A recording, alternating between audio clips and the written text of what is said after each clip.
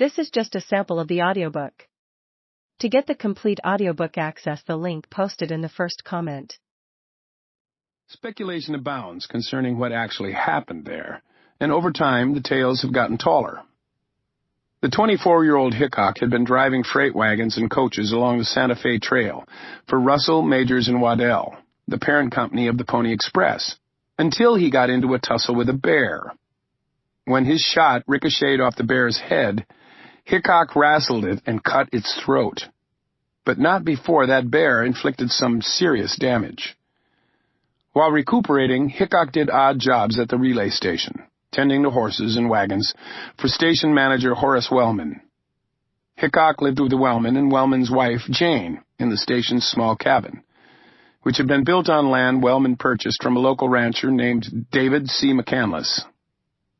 McCandless was an ornery fellow who insisted on derisively calling Hickok Duck Bill, supposedly a reference to his large, narrow nose and protruding lips, and another name that didn't stick. Naturally, being made fun of did not sit well with Hickok. One day, McCandless showed up at the station with his son, Monroe, and 2 members of his gang, demanding his land back because Wellman was late on his payments. But once again, another version of the story says that the real reason McCandless showed up concerned the affections of a young woman who had taken a liking to Hickok. McCandless stood outside the cabin and began haranguing Hickok and the Wellmans, possibly ordering them off his land. A blanket had been hung inside the cabin, most likely to provide some privacy, and both Hickok and Wellman stepped behind it. One of them, it never was quite clear which, took a Hawken rifle off the wall and fired once through the blanket into McCandless's chest. He fell dead on the ground. McCandless's men, James Woods and James Roberts, went for their guns. Woods rushed the cabin, but Hickok pulled his Colt and wounded him, allowing Jane Wellman to finish him off with her sharpened garden hoe.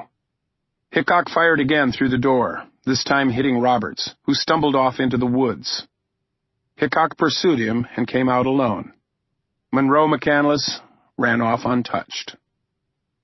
Civilization was coming to the west, and 3 dead men now required a legal hearing. 4 days after the shootout, Hickok and Horace Wellman were on trial.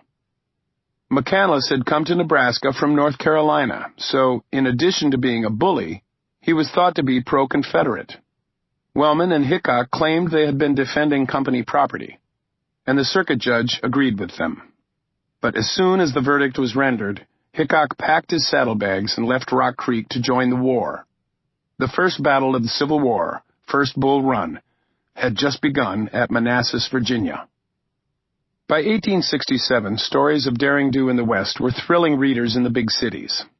In February of that year, journalist George Ward Nichols published a long illustrated article entitled Wild Bill in the popular Harper's New Monthly magazine.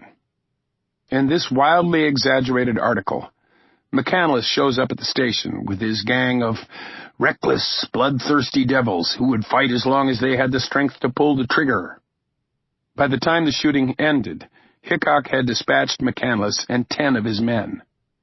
The hair-raising story introduced a fighting man to a post-Civil War American public searching desperately for a hero.